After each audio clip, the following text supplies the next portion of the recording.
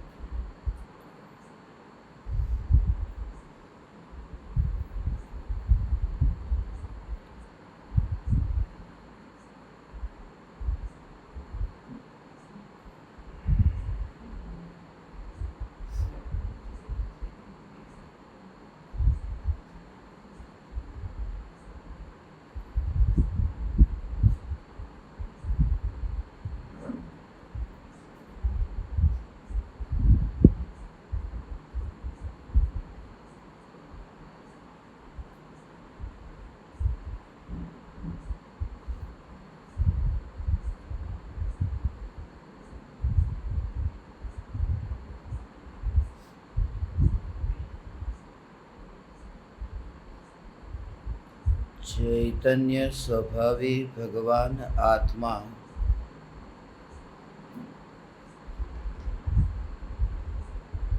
अनादि अनंत शुद्ध चैतन्य मात्र है।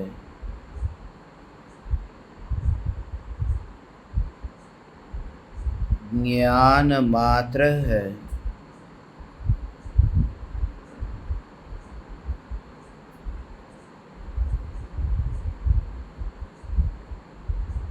मैं शुद्ध चैतन्य मात्र ज्ञान मात्र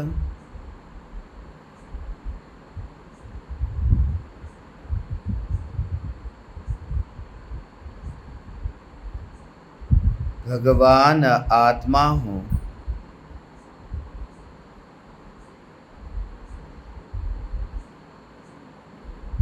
प्रति समय यह जागृति बनी रहे।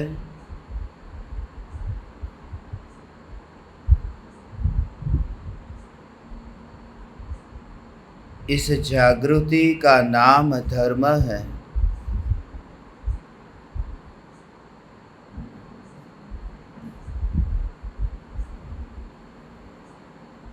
देह की प्रत्येक क्रिया के काल में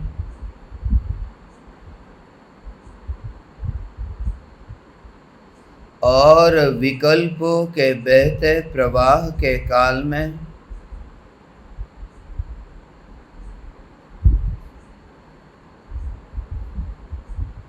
ज्ञानी को प्रति समय यह जागृति रहती है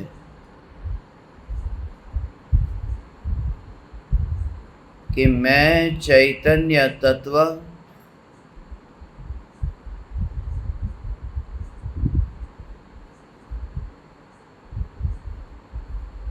इस देह की किसी भी क्रिया में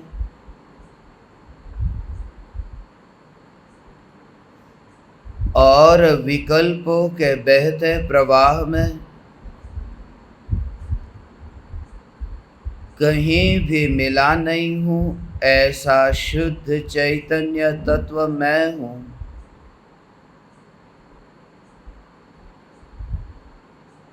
प्रति समय स्वयं की शुद्ध चैतन्य सत्ता का बोध आत्म जागृति ही धर्म है।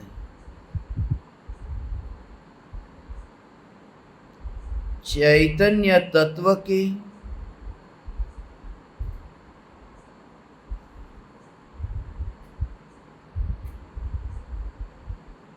निर्विकल्प अनुभूति होते ही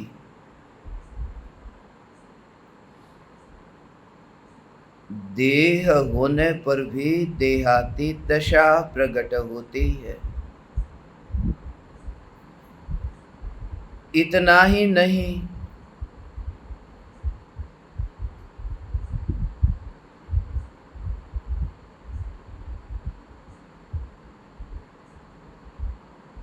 विकल्प होने पर भी विकल्पातीत दशा प्रकट होती है। चैतन्य तत्व की निर्विकल्प अनुभूति होते ही आत्मा में अतीन्द्रिय आनंद का सागर उछलता है। अतीन्द्रिय आनंद के सागर के उछलने पर भी जिसने त्रिकाल ध्रुव चैतन्य सत्ता में कुछ उछलता न देखा,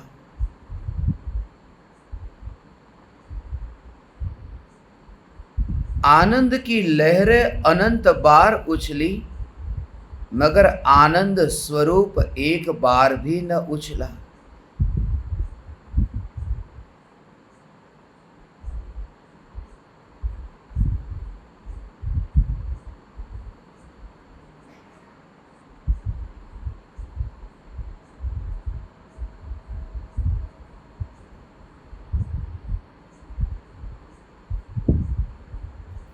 यह त्रिकाल आनंद स्वरूप ध्रुव धाम मैं हूं। ऐसी परिपूर्णता का स्वीकार होने पर कि पर्याय में अनंत आनंद प्रकट होने पर भी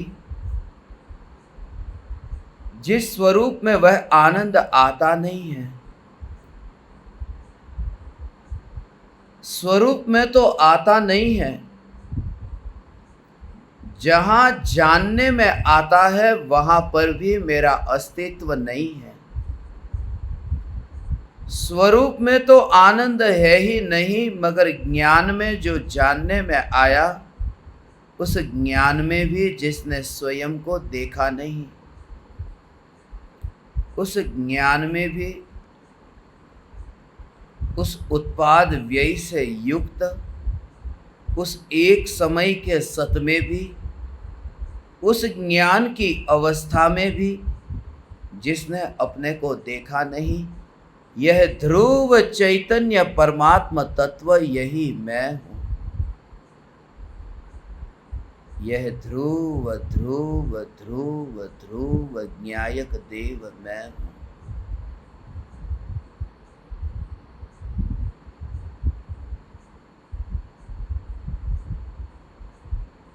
ऐसी ध्रुवता का स्वीकार होने पर अधूरेपन का एहसास नहीं होता।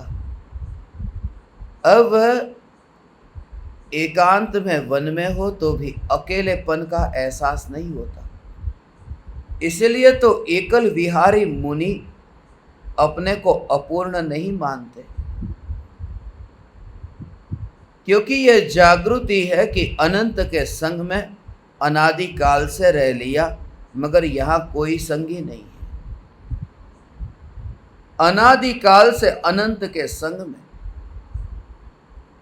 अभी इस देह के परमाणु में, ये जो इस राग की दीवार में ये चैतन्य परमात्मा है,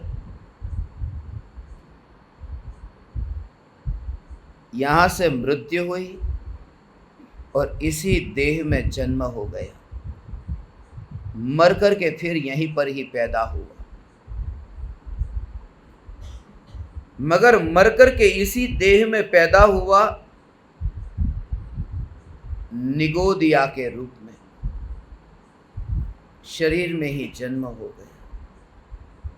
थोड़ी देर पहले जो मानता था कि ये पूरा देह ही मैं हूं,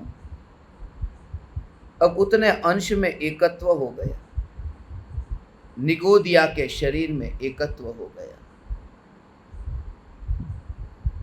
एक समय में कैसा यह रूप बदल जाता है। सम्यक दृष्टि ज्ञानी धर्मात्मा की अंतर में ऐसी वितराग परिणति है कि देह में रहते इस देह में ही एकत्व नहीं रहा, नाता नहीं रहा। जग में रह करके जग से अलिप्त हुए और वन विहारी मुनि किसी से भी कुछ भी लाभ की चाहना नहीं। अज्ञानी जो एक दूसरे से रिश्ते रखते हैं वो लाभ के कारण। आज ये संबंध टिका तो कल काम में आएगा। डॉक्टरों से संबंध बिगाड़ना मत।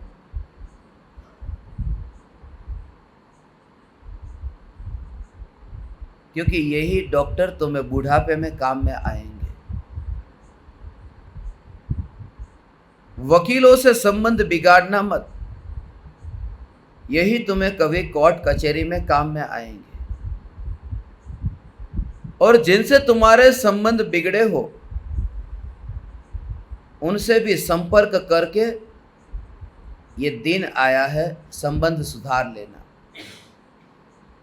पर्युषण महापर्व का जो ये प्रतिक्रमण है, ये संवत्सरी का प्रतिक्रमण है, एक दूसरे से माफी मांगने का पर्व है।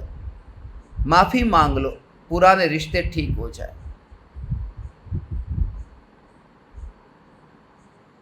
कभी काम में आएंगे ये रिश्ते। इस वजह से ही ये रिश्ते बढ़ाए।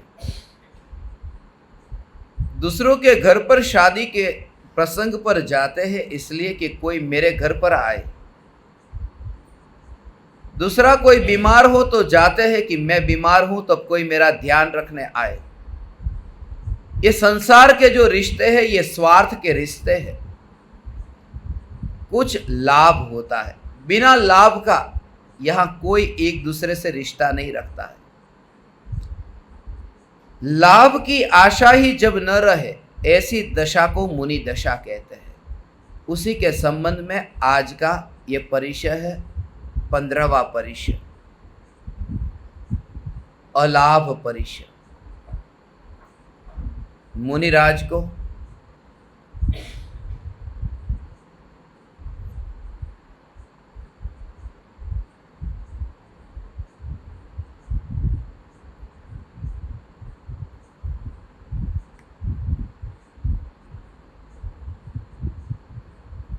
न्यायक देव को बाह्य में पदार्थों के कारण लाभ या नुकसान कुछ भी नहीं है, ऐसे दृढ़ निश्चय और परिणति से साधु को दीक्षा के फल में लाभ की आकांक्षा नहीं होती।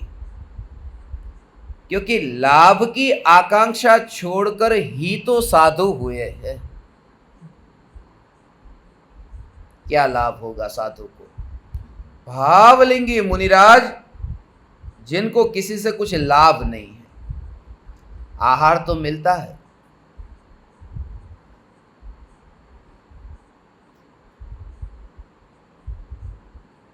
लाभ तो मिलता है ना, कुछ आहार मिलता है गृहस्थों के पास में जाकर के, मगर लाभ मिलता है ऐसा नहीं, लाभ की आकांक्षा ही नहीं है।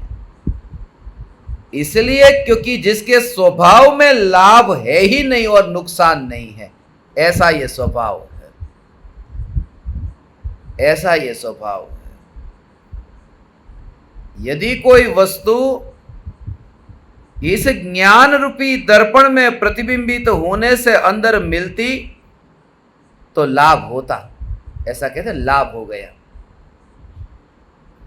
ये वस्तु मिली, ज्ञान रूपी दर्पण में ऐसी प्रतिबिंबित हुई और अंदर मिली तो लाभ हुआ, और ज्ञान रूपी दर्पण में से कुछ बाहर गया। जैसे वो कहा कि आपको यदि कोई 10 किलो सोने आपको दे देवे तो 10 किलो सोना दिया, उस समय जैसे अज्ञानी को विचार चलता है कि 10 किलो सोना जो सामने पड़ा है वो मिला, तो आत्मा जो अनंत गुणाधिपति है अंतर में वो विचार ऐसा चलता है कि अनंत गुणों में से कितने गुण बढ़ गए ये 10 किलो सोना हाथ में ऐसा है, तो कितने गुण बढ़ गए, एक गुण में भी बढ़ोतरी नहीं हुई।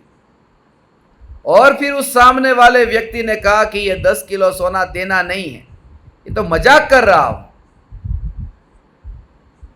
तो सम्यक दृष्टि को यह कि आत्मा में एक भी गुण घटा नहीं है। माने ये तो दृष्टांत तुम्हें सोने की महिमा इसलिए, मगर 3 लोक का जो वैभव, वो 3 लोक के वैभव को ज्ञान में प्रतिबिंबित होता हुआ जानकर भी जिसने इस ज्ञान की पर्याय में लाभ नहीं देखा, त्रिकाली ध्रुव की तो बात दूर की हो, त्रिकाली ध्रुव को तो अभी लिया नहीं है। अभी तो एक समय की ज्ञान की पर्याय, जिस ज्ञान की पर्याय को लाभ नहीं है, भगवान आत्मा को नहीं, एक समय के जानने के परिणमन को लाभ नहीं है। एक समय के जानने के परिणमन को लाभ नहीं है।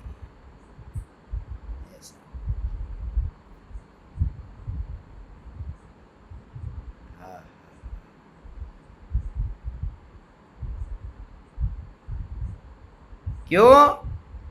क्योंकि एक समय का जानने रूप जो परिणमन है, ये परिणमन ज्ञेयों में से नहीं आया है। ये सूक्ष्म सिद्धांत समझो।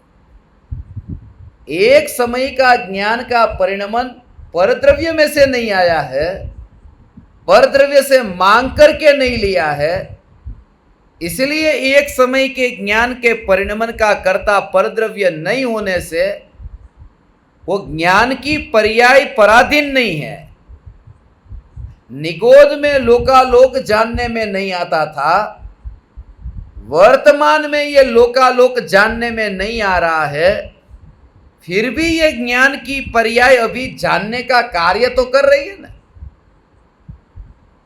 तो जानना जानना जानना जानना जानना जो हो रहा है, इस जानने को ज्ञेयों से लेना देना नहीं है ऐसा। मगर जब भी ये ज्ञान की पर्याय ज्ञेय को जानती है, तब ज्ञान की पर्याय का विषय कोई ना कोई तो होता है ना। बिना ज्ञेय को तो ज्ञान जानता नहीं है ना ऐसा। ये कोई कि लोकालोक को नहीं जाना, भले अभी मनुष्य है, टेबल को जाना, कुर्सी को जाना, तो टेबल कुर्सी को जानते समय ये टेबल तो है ना, कम से कम वो नहीं होता तो कोई ना कोई ज्ञेय तो है। तो ऐसा ज्ञेय के ऊपर अधीन न हो, उसके लिए ये कहा कि ज्ञेय पर तू अधीन न हो, इसके लिए कि तेरी दृष्टि ज्ञेय पर क्यों गई, क्योंकि ज्ञेय की रुचि के कारण, ऐसा ज्ञेय की रुचि के कारण तेरी दृष्टि ज्ञेय पर गई। वो मटका जो बना उस समय ये कुम्हार ने बनाया, ऐसी दृष्टि तेरी क्यों गई? कुम्हार की रुचि के कारण गई है। આમ ઘોડાને જેમ એસે ડાબલા પહેરાવી દેવામાં આવે ને આમ, એનું કારણ શું? क्योंकि वो खबर है घोड़ाने डाबला પહેરાવે આમ કે એ બાકીનું સાઈડનું ન જોવે, આડું અવળું ન જોવે, કારણ કે નકામું જોવા જાય તો તકલીફ થાય। આ ઘોડાને તો ડાબલા પહેરાવી દેવામાં આવે, એમાં તો संभावना, पर ये मनुष्य को कौन सा डाबला पहना है ऐसा? मनुष्य के लिए क्या करे? घोड़े को तो ये व्यवस्था कर दी, मनुष्य को ये साइड में नहीं देखना चाहिए ऐसा। जैसे घोड़े को साइड में नहीं देखने के लिए वो बांध के रख दिया, ऐसे ही मनुष्य को साइड में नहीं देखना चाहिए। साइड का अर्थ सभी ज्ञेय, ये टेबल कुर्सी, ये घर मकान दुकान, ये सब ये साइड में है। और सामने कौन है? कि सामने एक ज्ञान ज्ञान ज्ञान, जानना जानना जानना जानना। सम्यक दृष्टि ये पोते ज पोतानी जाते आ डाबला પહેરી લીધા છે, સાઈડમાં જોતા જ નથી। આમ लागे कि खोली आंख से दरवाजो नहीं जोता, दरवाजा नहीं दिखता, कि वो दरवाजे को नहीं जान रहे हैं। वो ज्ञेय को नहीं जान रहे, उनकी अंतर की मस्ती ऐसी है, ऐसी चैतन्य की मस्ती, आवी मस्ती अंतर में, ऐसी चैतन्य की मस्ती में तो सम्यक दृष्टि रहते हैं। मुनि की तो बात हुई बात की है, पहले तो सम्यक दृष्टि ज्ञानी धर्मात्मा, इसलिए स्त्रियों को हीन अपने को नहीं मानना। ये 22 परिचय का वर्णन आता है ना, ये तो हमारा टॉपिक नहीं है, ऐसा नहीं है, ये आपका ही टॉपिक है, क्योंकि मुनि हुए बिना मोक्ष नहीं है, तो ये तो जानना ही होगा और ये व्यर्थ नहीं जाएगा। हाँ, राजा श्रेयांस को वो जो आहार दान की विधि जानी थी, तो इस भव में काम में आई न।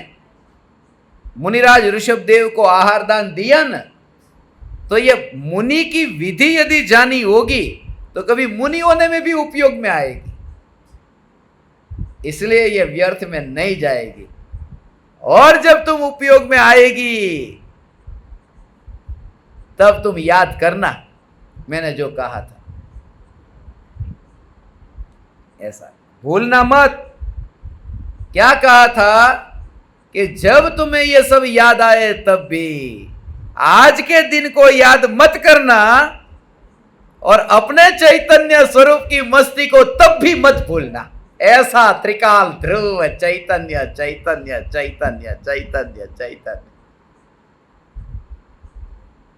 ऐसा धूम मच जाए ऐसी चैतन्य चैतन्य चैतन्य। ऐसा दिन कब आएगा? जैसे तुम कहते ना, वो भक्ति गाते हो ना, ओ गुरु सा तारो चेलो बनू मैं, तारो चेलो बनू मैं, तारो चेलो बनू, ऐसे चैतन्य चैतन्य चैतन्य। हाँ, ऐसा क्यों नहीं आता? ऐसा आना चाहिए कि नहीं? नहीं, उसका कारण समझ लो। ऐसा उसका कारण जान लो, नहीं तो कल तुम चालू हो जाओ। ये जो है ना, पर द्रव्य की जो पूजा है, पर द्रव्य की जो पूजा है वो पर द्रव्य से होती है। ये भक्ति का जो भाव है वो, ये पर द्रव्य की पूजा ये पर द्रव्य से होती है। पर की भक्ति पर से होती है। गुरु कौन है? पर। और ये शरीर कौन है? पर। तो गुरु की भक्ति करो तब तो ये नाचना, ये सब पर की भक्ति में पर से करना, और निज परमात्मा की चैतन्य की भक्ति अपने वैभव से करना। अपना वैभव कौन? कि ज्ञान की पर्याय न्यायक के साथ में नाचे, ये निज चैतन्य की भक्ति। ऐसे ऐसे नाचना नहीं, क्योंकि अपनी भक्ति पर द्रव्य से नहीं होती। इसे निश्चय भक्ति में तो ध्यान होता है, उछलना नहीं होता। व्यवहार भक्ति में उछलना होता है। ऐसा स्वरूप और उसका गहरा राज समझो। ये सब, ये कितना रहस्य है। भगवान ये भक्ति करते करते यहां तो इतना आनंद आता है। ऐसा है। आप सब ज्ञान दीपकों को भी अपने घर पर बैठे बैठे आनंद आता होगा पर्यूषण का, मगर मैं सबको देख रहा हूं, ये सबके कैमरे बंद है, वो नहीं चलेगा। हो सब अपने अपने कैमरे चालू कर दो। जो प्रत्यक्ष ज्ञान दीपक है उनके सबके कैमरे में देख रहा हूं, वो भी चालू करके ही बैठना पड़ेगा।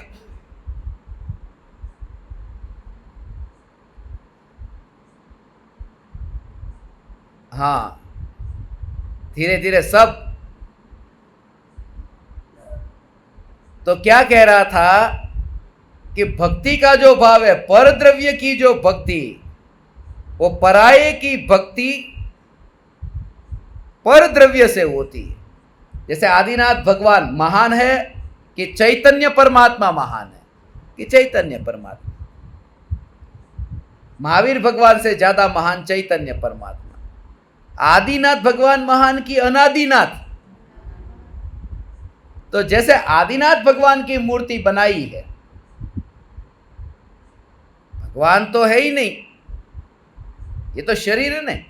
ऐसे ही अनादिनाथ चैतन्य परमात्मा की एक ट्रांसपेरेंट ऐसी अरूपी एक मूर्ति रख करके उसके दर्शन करने बैठो, कैसा भाव आएगा। ये चैतन्य और कुछ नहीं, आदिनाथ भी नहीं, महावीर भगवान भी नहीं, वासुपूज्य स्वामी भी नहीं, सिर्फ चैतन्य। ऐसा कोई करे तो मूर्ख है।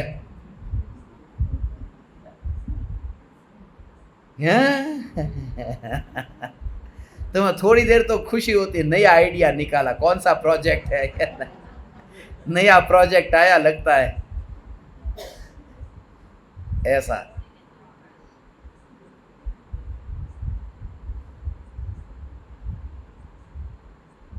कि वितरागी परमात्मा, ये त्रिकाल ध्रुव चैतन्य परमात्मा,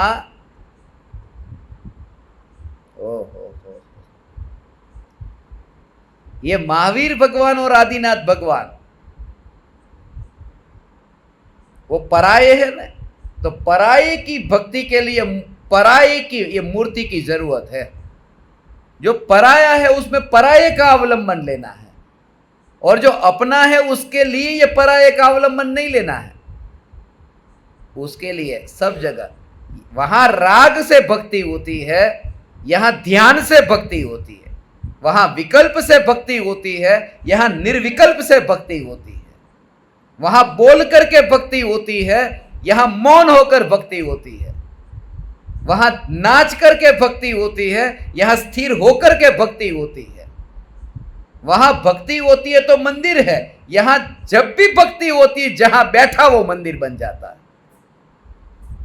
ऐसी अंतर की चैतन्य की भक्ति है। इसके लिए यह सहज हो। ये त्रिकाली ध्रुव चैतन्य परमात्मा, ऐसा ये त्रिकाल ध्रुव चैतन्य परमात्मा स्वरूप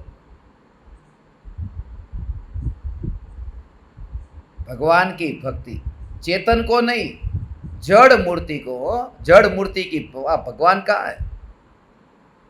ऐसे भगवान के साथ में कोई ऐसा करे, भगवान की मूर्ति जो है, भगवान की मूर्ति पर कोई हथौड़ी मारे, कोई छेनी मारे, ये अच्छा लगता है। अरे कोई मुझे बोलता ये ज्ञान दीपकों की पिटाई करना ये अच्छा लगता है। अरे भगवान की मूर्ति पर हथौड़ी और छेनी, उसके बिना भगवान बनते नहीं हैं। वो पत्थर में से परमात्मा बनाना है ना, ऐसे ही यहां पर जिसके अंतर में ये पत्थर से परमात्मा बनने की भावना है, हथौड़े तो खाने पड़ेंगे।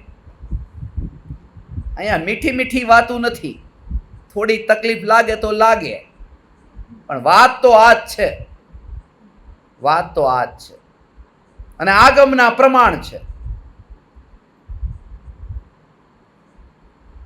मैंने तो हर एक के लिए इसकी रचना होकर के जो बाहर आएगी ना, बहुत बड़ा शास्त्र होकर के आने वाला है प्रतिक्रमण का, 42 के 42 प्रतिक्रमण का। और उसमें मैं तो दिखने वाला हूं कि जो भी बात बोला हूं, कौन से आगम की कौन सी गाथा में जो ये लिखा है, सब एक एक बात बताऊंगा। और फिर भी यदि तुम्हें बुरा लगे तो मिच्छामि दुक्कडम नहीं कहता हूं, क्योंकि परमात्मा के वचन बोल करके भी यदि अपराध लगता हो मुझे कि मेरा अपराध हो गया, परमात्मा की वाणी बताई, परमात्मा की वाणी में अपराध कहां है।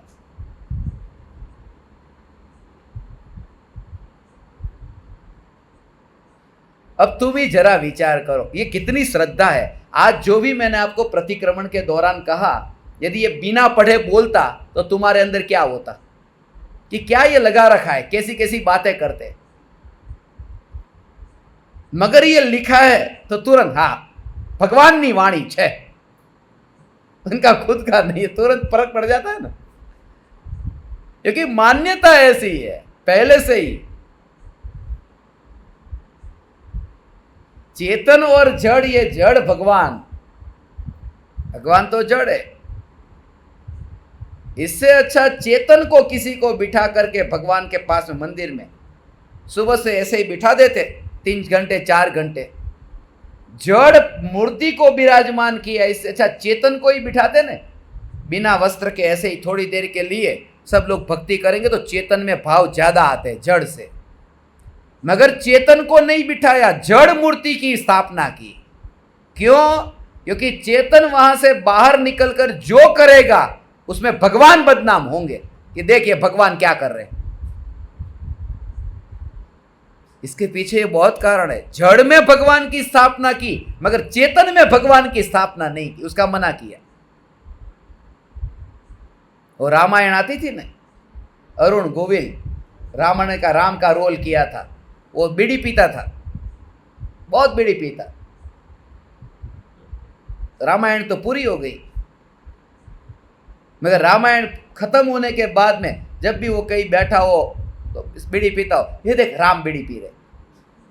उसका नाम लोगों को पता नहीं था, ये अरुण नाम है इसका। राम बीड़ी पी रहे। तो भगवान के रूप में यदि किसी को बिठाया, बाहर निकलकर जो पाप करेगा लोग कहेंगे आदिनाथ भगवान ये कर रहे हैं। इसलिए परमात्मा की जड़ मूर्ति परमात्मा को बदनाम तो नहीं करेगी। ये सब गहरे कारण है, तुमने खाली झुके हो, वो भी अंधाधुंधी। समझ में आया क्या कहा? आम पकड़ो।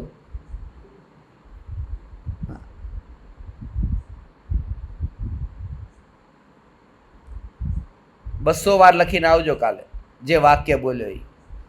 આપણે એવું ચાલતું ખબર છે ને, તમે બેઠા છો ને, मुंबई में जब हम पढ़ाई करते थे ना तो ऐसा होता। एक वाक्य, भगवान आत्मा का क्या लेना है? आश्रय लेना है, दृष्टि करनी है और लक्ष्य करना है, ऐसा। और एक बार भूल हो जाए, बोल क्या कहा? नहीं आया, 100 बार लिख के आना।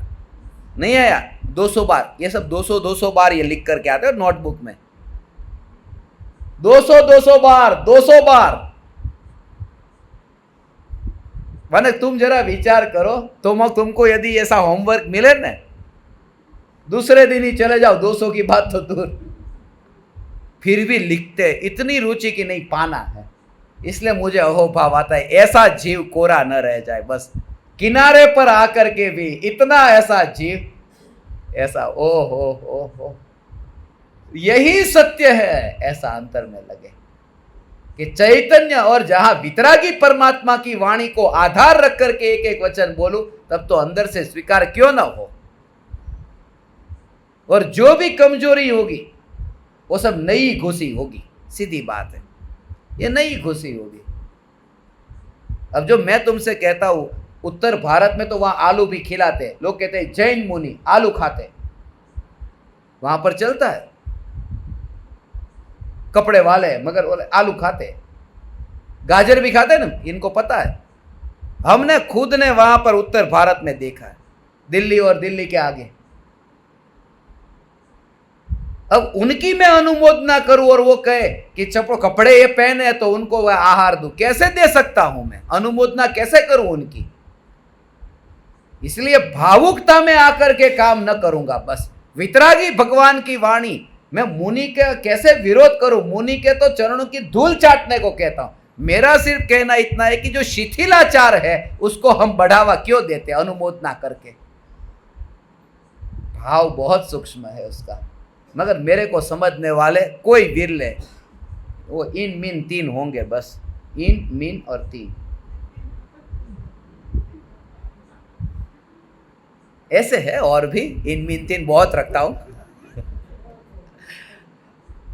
मगर इतना अंदर में है। और ये ऐसी बहुत सी बातें तो मैं आपको पब्लिक में नहीं बताता अभी, धीरे धीरे, मगर इनको एकांत में जो बताता हूं कि देख इसका ये भाव, इसका ये भाव, इन शब्दों का अर्थ वहां ये लिखा है।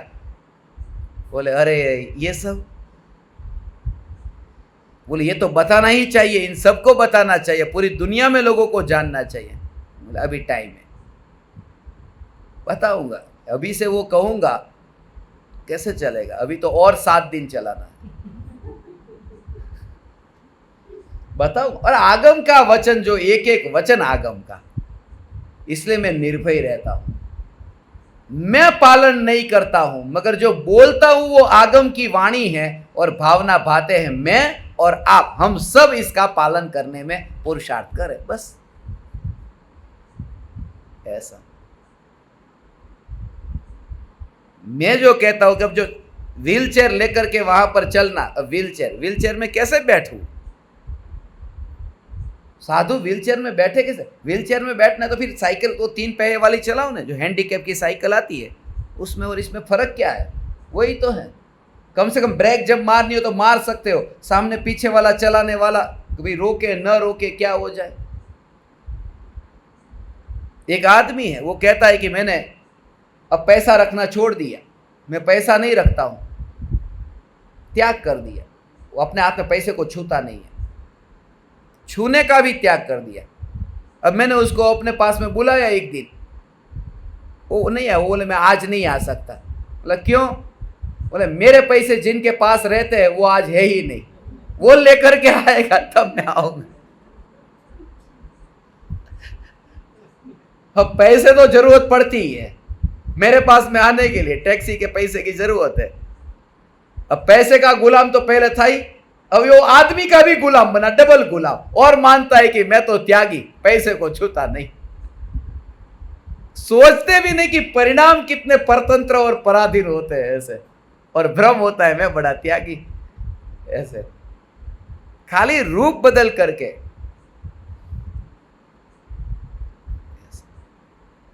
पूज्य गुरुदेव श्री कांजी स्वामी का जब देह छूट गया ना, उस समय हमारे दादाजी को बहुत दुख लगा था। मैं तो उनको भी बोलता, आज यदि होते तो उनको बहुत दुख पहुंचा। तो उन्होंने वाहन में नहीं बैठने का नियम ले लिया कुछ टाइम के लिए। गाड़ी मनता बेचता, बस में गाड़ी में नहीं बैठते, वाहन का उपयोग ही करना बंद कर दिया। इतना सदमा लगा कि मैं अब वाहन में नहीं बैठूंगा। अब उनके शिष्य भी बहुत थे, ऐसे ऐसे लोगों को, शराबी जुआरी ऐसे लोगों को भी उन्होंने जोड़ा, जो मांस खाने वाले भी। ये उनके परिवार से बहुत से लोग हैं, उनके शिष्यों के यहां बैठे हैं। तो फिर मैंने उनको पूछा कि वो सोनगढ़ जब जाते थे तो कैसे जाते थे? बोले लारी में बैठ करके। बोले लारी हो 4 पैडा वाली, 4 जहाँ हाथ लारी, जो उसमें माल सामान सब्जी बेचने आता है वो, कि लारी में बैठ के। लारी तो चलती नहीं ऐसे। बोले उनके जो शिष्य थे वो लारी चलाते थे और वो लारी में बैठते थे। अब तुम बस में बैठो या लारी में बैठो, वाहन का उपयोग तुम कैसे भी करो, मगर तुम्हारे जो जरूरत पड़ती है वो पड़ती है। तुम त्यागी मत कहो। मैं तो दादा होते दादा को भी नहीं छोड़ता। मैं तो कहता त्याग का मतलब तो यह है कि उसका विकल्प तक नहीं आता कि आज ना गाड़ी है ना लारी है। मैं अपने एकांत में अब गुरुदेव के विरह में रहता हूं कि बस जगत मुझे अब याद नहीं आता, अब मैं आनंद में हूं, और आता है तो मैं बस में चला गया। मगर वाहन का उपयोग मैं त्याग कर देता हूं, ये त्याग कर देता हूं। सब ये सब जो है ना, कौन सी भूमिका में, कौन से व्रत, कौन से तप, भाव में आकर के। उनकी इतनी बात मुझे अच्छी लगी, उन्होंने ये नहीं कहा था कि मैं तपस्वी हूं। आज भी बहुत से ऐसे महाराज साहबों के संग होते जो नहीं वापरते हो, अभी भी वो व्हील चेयर नहीं वापरते, संथारा कर लेते। मैं पहचानता हूं ऐसे बहुत से, नियम से पालन के करेंगे कि हम नहीं उपयोग करेंगे। मगर मुनि धर्म का पालन करूं और कुछ न कुछ जगत के लोगों से मुझे कुछ लाभ हो जाए, मुनि ये नहीं करते। अलाभ परिषद, इसका भाव समझो।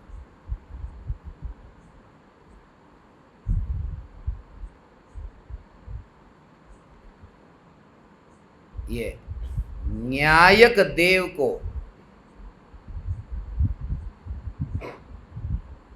बाह्य पदार्थों के कारण लाभ या नुकसान भी नहीं है।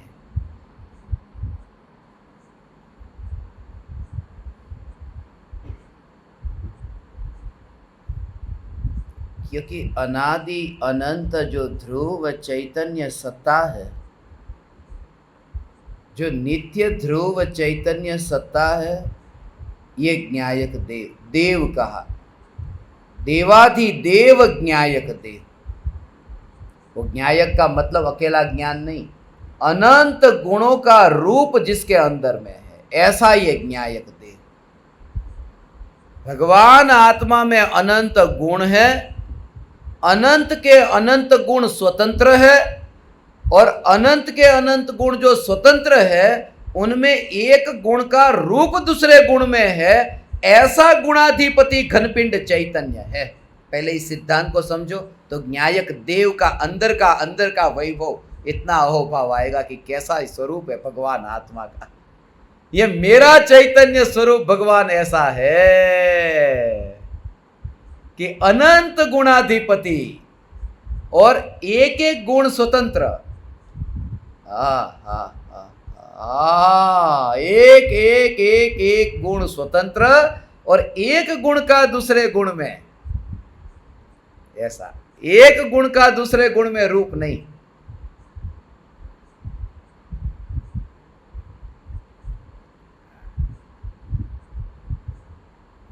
एक गुण का दूसरे गुण में रूप नहीं, अर्थात रूप नहीं, उसका भाव समझो।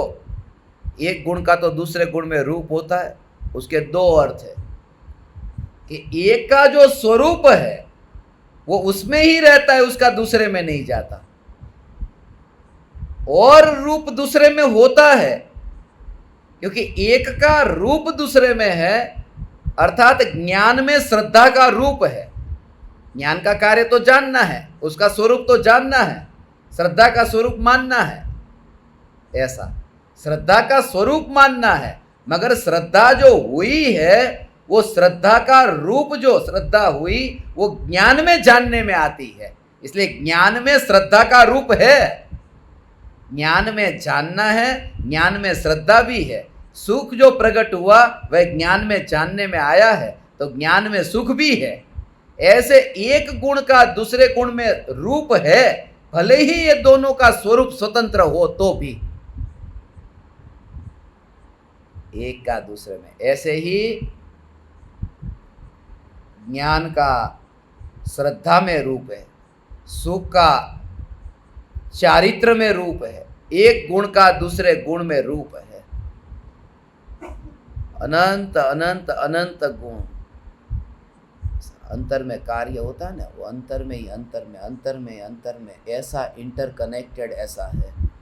प्रत्येक द्रव्य स्वतंत्र है, मगर स्वतंत्रता में भी वो जो यूनिटी है, वो जो एकता है, वह एकता बहुत गहरा स्वरूप है। भगवान आत्मा ये अनंत गुणों की एकता रूप, अनंत गुण होने पर भी स्वरूप एक रहा।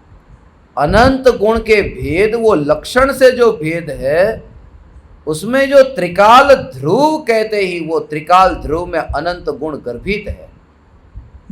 उसमें वो एक एक का विकल्प की जरूरत नहीं है कि पहला भारतीय और दूसरा भारतीय, तीसरा भारतीय, ये सब स्वतंत्र है। मैं सभी भारतीय से एक बात कहना चाहता हूं, मैं भारतीय से ये बात कहना चाहता हूं, भारतीय से। तो ये भी भारतीय, ये भी भारतीय, मगर जब मैं भारतीय को लक्ष्य में रख करके बात करता हूं, तब इनका एक एक का विकल्प नहीं आता। भले ही सब स्वतंत्र है, मगर वो भारतीय का जो स्वरूप है पूरा, वो मेरी नजर में है कि भारतीय कौन।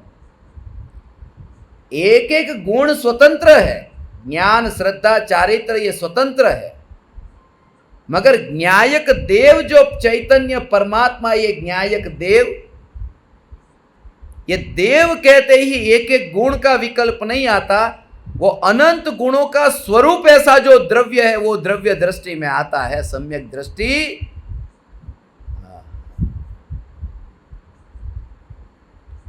सम्यक दृष्टि ज्ञानी धर्मात्मा, ऐसा है भगवान। हो।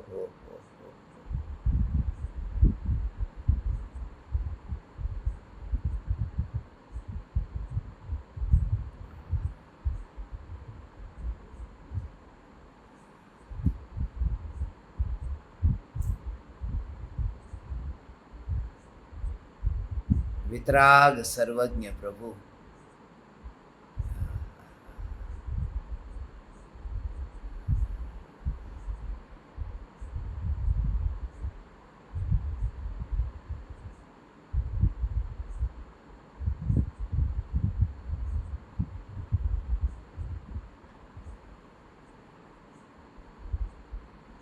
ज्ञान से यदि यह स्वरूप की पहचान हो, ज्ञान से एक एक के अंदर जाने की जरूरत नहीं हो। तुम्हें अभी ये अनंत गुण के नाम पता नहीं है, अब चिड़िया को अनंत गुण के नाम पता नहीं, मगर उसे जो अनंत गुणाधिपति एक चैतन्य की जो पहचान हुई, ऐसा एक चैतन्य की तो परमात्मा की जो पहचान हुई, वो सभी गुणों को नहीं जानती है। सभी गुण को तो कोई सम्यक दृष्टि चौथे गुण स्थान में कहाँ जानते हैं। आज पूज्य गुरुदेव श्री कांजी स्वामी को पूछते कि आत्मा के गुण कितने, कि अनंत, नाम बताओ, कि नहीं पता, नाम नहीं पता है और अनंत जाने भी नहीं है। ऐसा हो, अनंत जाने नहीं है, अनंत गुणों की एकता रूप जो भगवान आत्मा है वह जानने में आया है। अनंत तो केवल ज्ञान में जानने में आता है, अभी थोड़ी जानने में आता है, वो तो एकता जानने में आती है, अनंत तो केवल ज्ञान का विषय है।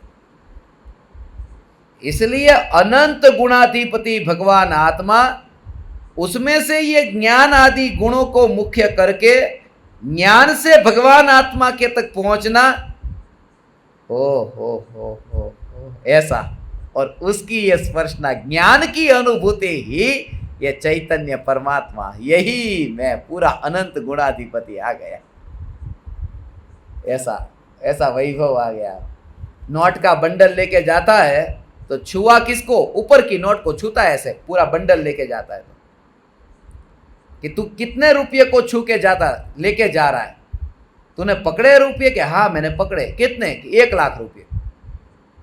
1 लाख कहाँ पकड़े तूने, तो 2000 पकड़े, ऊपर की 1000 की, पीछे की 1000 की, मगर वो पकड़ता है उस समय वो 2000 लेके नहीं, वो लाख लेके जा रहा हो, उसमें वो अंदर गर्भित है। ऐसे ही वहां तो 2 को पकड़ा है, यहां तो ज्ञान मात्र का अनुभव हुआ, और यही भगवान आत्मा अनंत गुणाधिपति, 100 नहीं, 100 नोट नहीं, अनंत गुणाधिपति, ऐसा चैतन्य। एक ज्ञान से ज्ञायक तक ये चैतन्य परमात्मा तक पहुंचना, और ऐसा ये स्वरूप है, एक की पकड़, ऐसे ही ये है। अब ये क्या पकड़ा है, किताब को पकड़ा है। अब किताब तो इसका नाम किताब थोड़ी है। अब इसको मैं निकाल दूं, ऊपर का निकाल दूं और फिर पकड़ूं और मैं बोलूं मैंने किताब को पढ़ा, तुमको ये किताब कहाँ है? यदि ये किताब होती जो मैंने पकड़ा है, ये किताब होती, तो फिर इसको जब मैं इसको ही निकाल करके रखूं तो वो किताब होनी चाहिए। वास्तव में तो ये पूरा जो पिंड, उसका नाम किताब है, मगर ऊपर की जो स्पर्शना हुई है, उस स्पर्शना से ये ऐसा लगा कि अंदर का सब गर्भित है उसके अंदर। अंदर का गर्भित होने पर भी उनके विकल्प नहीं है, अंदर का गर्भित होने पर भी एक एक का जानना नहीं है। 100 नोट का बंडल लेकर के जाता है, ये समझ में आ रहा है ना आपको? अच्छे को समझ में आ जाए, बंडल की बात आए ना तो इसलिए। और जिनकी समझ में नहीं आती उनको शास्त्र से समझ में आ जाए। ये दोनों ऑप्शन रखे आपके सामने। जो ज्यादा दुकान में बैठता है उसे वो बंडल से समझ में आ जाए, जो ज्यादा देरासर में बैठते हैं उनको इससे समझ में आ जाए, मगर न्यायक देव कैसे पकड़ में आता है। और एक भी नोट का अंदर जो है ना, 1 2 नंबर पता ही नहीं है, नोट का नंबर पता नहीं है, डिटेल नहीं जानता है, मगर ये सब मेरा है। और 1000 मेरा, 1000 मेरा, 1000 मेरा, ऐसा नहीं। लाख रुपये का मालिक मैं लक्षाधिपति भगवान आत्मा। ये किताब लिखी थी ना, लक्षाधिपति। किताब का नाम लक्षाधिपति था, मैंने लिखी। आत्मा के 1 लाख गुण है, 1 लाख नाम आत्मा के।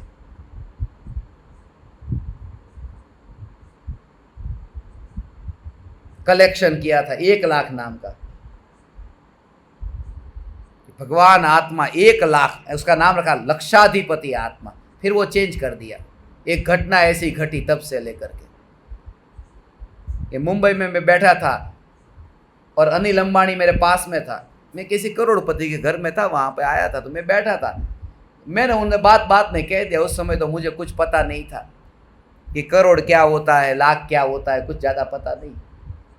ऐसे सोचना भी, मैंने उनको बोल दिया।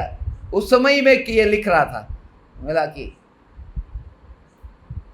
आप तो लाखोपति है, मैंने सुना है ऐसा। तो मेरे पास में जो थे, जिनके वहाँ, बोले ऐसा नहीं है। मैंने क्या गलत बोला? बोले गलत नहीं। अब जो अरबोपति है, उस समय तो उनका नाम था अमिताभ बच्चन और ये 4 लोग जो आप बैठते थे ना, अनिल अंबानी। और उस समय तो उन्होंने कहा ऐसा मत कहो। मतलब वो लाखपति है कि नहीं? बोले है, मगर अरबोपति वाले को लखपति कहना ये अपमान है। ऐसे अपमान कर दिया उसका। तब फिर मैंने वो नाम चेंज कर दिया कि अरबोपति को लखपति कहना अपमान है, तो अनंत गुणाधिपति को लक्षाधिपति कहना तो कितना अपमान।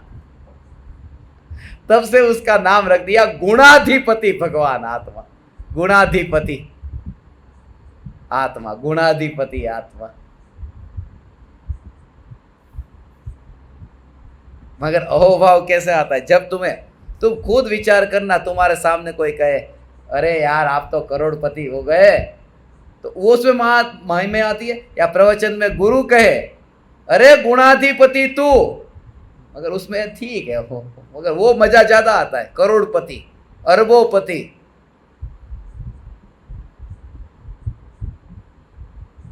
ऐसा अनंत गुणाधिपति में भगवान आत्मा, एक गुण की कमी नहीं, एक गुण की कमी नहीं। गुरुदेव कहते प्रभु तू बधी बातें पूरो छो, क्या अधूरो छो। जब तू पूरा का पूरा है, पूरा है, अधूरा नहीं है। क्या प्रमाण है कि मैं परिपूर्ण हूं? उसका प्रमाण यह है कि जब यहां से विदा होता हूं तो साथ में कुछ भी लेके नहीं जाता हूं। गिलास इतना भरा है कि अंदर जाता ही नहीं कुछ, खाली होता तो कुछ लेके जाता। मगर यहां का रुपया, गाड़ी, बंगला, ये सब यहां क्यों रहता है? अंदर ही जगह नहीं है, कहां से ले जाओ? ऐसा परिपूर्ण परमात्मा। पहले दुख होता था, अरे मैं तो कायर, कुछ लेके नहीं जा सकता। अब अहोभाव आता है कि मैं इतना महान कि जिसमें जा ही नहीं सकता, ऐसा मैं महान।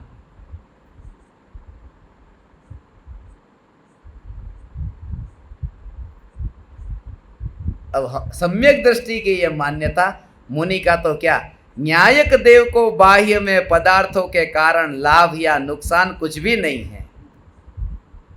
ऐसे दृढ़ निश्चय और निर्मल परिणति से साधु को दीक्षा के फल में लाभ की आकांक्षा नहीं होती, क्योंकि लाभ की आकांक्षा छोड़कर ही तो साधु हुए हैं।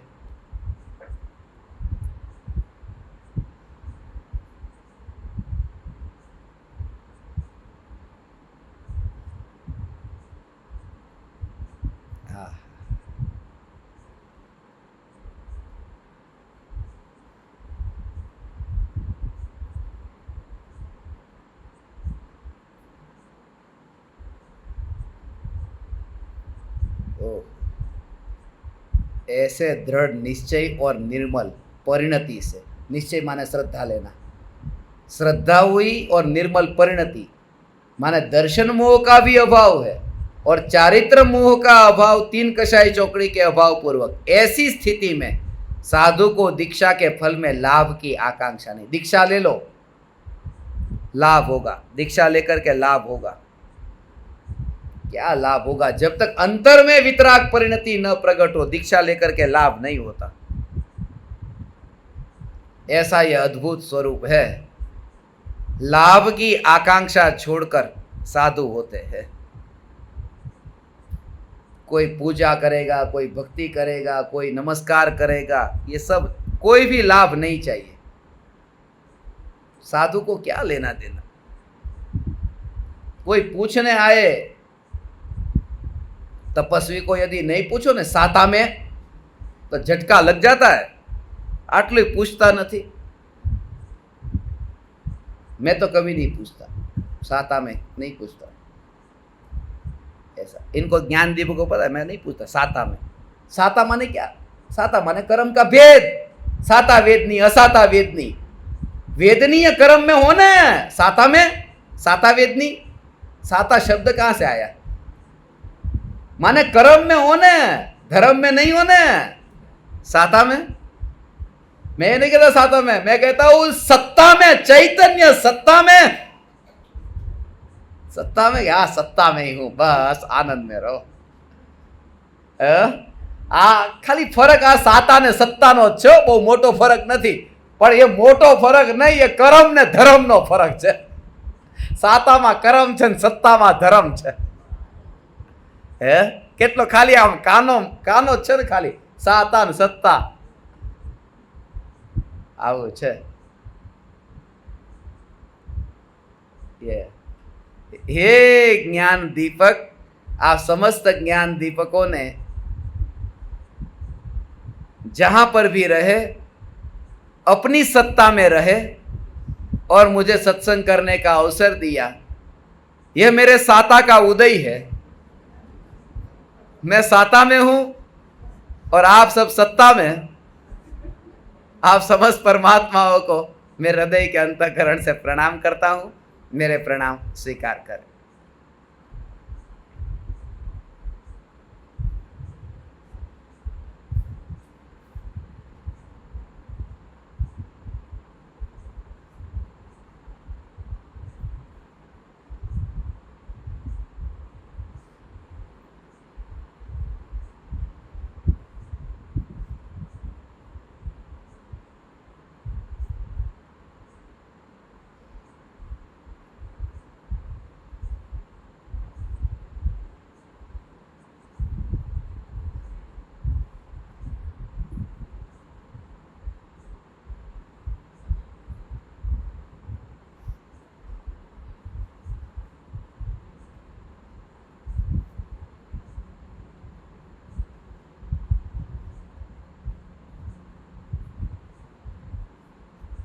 अहो अहो श्री सद्गुरु करुणा सिंधु अपार,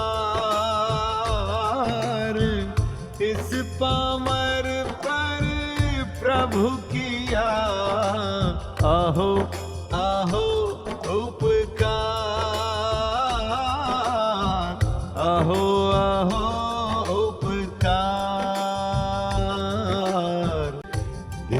सहित जिनकी दशा वरते देहातीत, उन